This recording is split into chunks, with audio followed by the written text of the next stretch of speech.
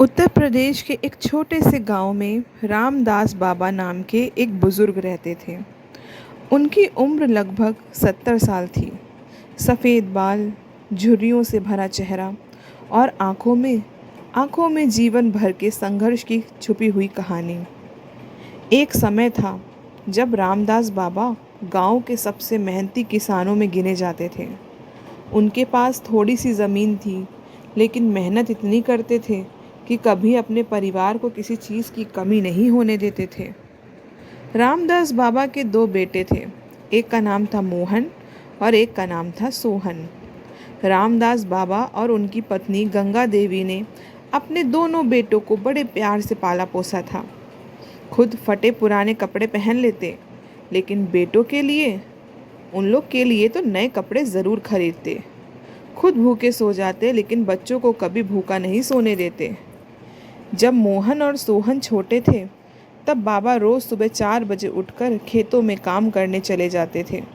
शाम को थके हारे घर लौटते, फिर भी बच्चों के साथ बैठकर उनका होमवर्क करवाते। गंगा देवी अक्सर कहती, सुनो जी, अपने लिए भी कुछ बचा लिया करो, सारी कमाई बच्चों पे खर्च कर देते हो। रामदास बाबा मुस्कुरा कर कहते, हमारे बुढ़ापे की लाठी यही बच्चे होंगे, इनके लिए जितना कर सके उतना ही कम है। समय इसी तरह बीतता गया। दोनों बेटे पढ़ लिख कर बड़े हो गए। बाबा ने अपनी ज़मीन का एक हिस्सा बेचकर उनकी पढ़ाई पूरी करवाई। फिर दोनों की शादियां भी बड़े धूमधाम से करवाई। रामदास बाबा को लगता था कि अब उनका संघर्ष खत्म हो जाएगा, लेकिन उन्हें क्या पता था कि असली दुख तो अभी शुरू होना बाकी है। शादी के कुछ साल बाद गंगा देवी का देहांत हो गया।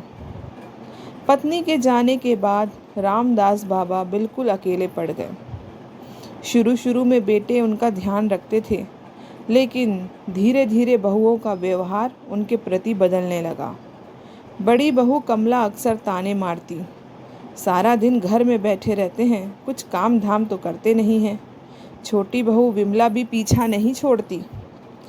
वो भी कहती, हम कोई इनके नौकर हैं क्या, हर समय चाय चाहिए, खाना चाहिए। रामदास बाबा बेचारे सब कुछ चुपचाप सुन लेते। कर भी क्या सकते थे। जिस घर को उन्होंने अपने खून पसीने से बनाया था, उसी घर में वे अब बोझ बन चुके थे। एक दिन बड़ी बहू ने गुस्से में उनकी थाली फेंक दी। इतना खर्चा कौन उठाएगा आपका। उस रात बाबा बेचारे भूखे सो गए। उन्हें पूरी रात नींद नहीं आई। बार बार गंगा देवी की याद आ रही थी। अगर वो होती तो शायद ये दिन बाबा को कभी देखना ना पड़ता। कुछ दिन बाद दोनों बेटों ने फैसला किया कि बाबा अलग कमरे में रहेंगे और अपना खर्च खुद उठाएंगे। ये सुनकर तो रामदास बाबा का दिल ही टूट गया। उनके तो पैरों तले ज़मीन ही खिसक गई। लेकिन फिर भी उन्होंने किसी से शिकायत नहीं की। अगले दिन उन्होंने गांव के बाज़ार में एक पुराना ठेला खरीदा, कुछ बर्तन लिए और चाय पकौड़े बेचने का काम शुरू किया। 70 साल की उम्र में बाबा ने फिर से कमाने की सोची। हर सुबह 4 बजे उठते, आटा गूंदते, आलू उबालते, पकौड़े का मसाला तैयार करते, फिर अपना ठेला लेकर बाज़ार पहुंच जाते। धीरे धीरे लोगों को उनकी चाय और पकौड़े पसंद आने लगे। गांव के बच्चे उन्हें प्यार से चाय वाले बाबा कहने लगे, लेकिन उनके दिल का दर्द कोई नहीं समझता था। जब भी कोई ग्राहक अपने बेटे के साथ आता, बाबा की आंखें भर आती। उन्हें अपने बेटों का बचपन याद आ जाता, कैसे वो उन्हें कंधों पर बिठाकर मेले में घुमाते थे, कैसे रात रात भर जगकर उनकी देखभाल करते थे। लेकिन आज वही बेटे उनसे नज़रें चुराते हैं। एक दिन गांव के स्कूल की शिक्षिका सीमा बाबा के ठेले पर चाय पीने आई। उसने बाबा की आंखों में छिपा दर्द पहचान लिया।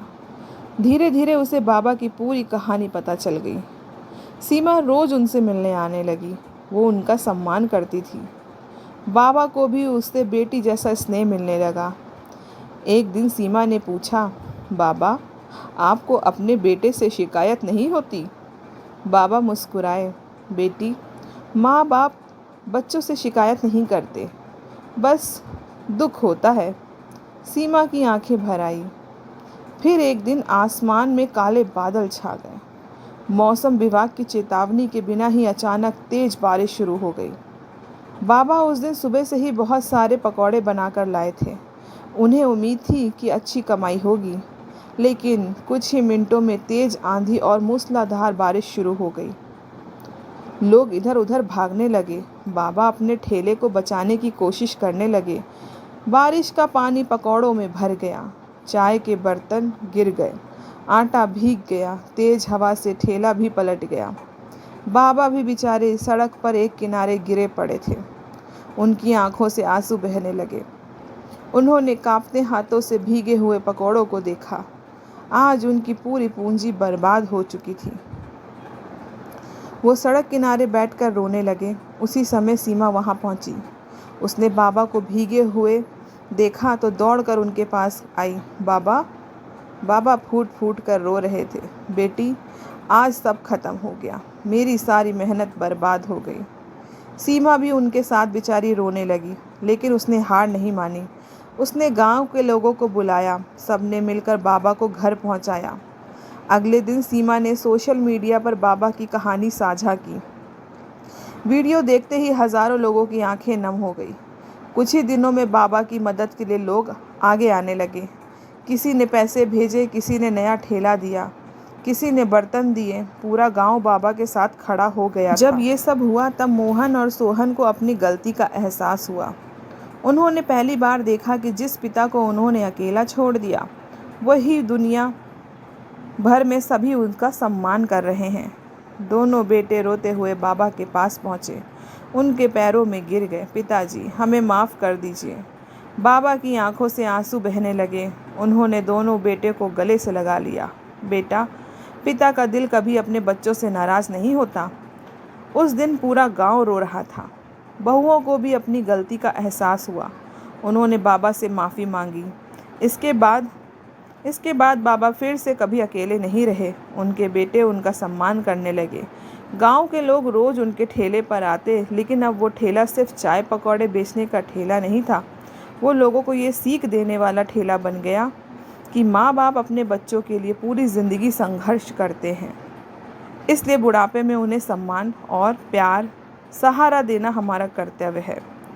इस कहानी से हमें सीख मिलती है, जिस माँ बाप ने आपको चलना सिखाया, उनका हाथ कभी मत छोड़िए, क्योंकि जब वे बूढ़े हो जाते हैं तब उन्हें पैसे से ज़्यादा अपने बच्चों के प्यार और सम्मान की ज़रूरत होती है। अगर आपको हमारे बूढ़े बाबा की ये कहानी अच्छी लगे तो प्लीज़ वीडियो को लाइक कीजिए, वीडियो को शेयर कीजिए और चैनल को सब्सक्राइब करना ना भूलें।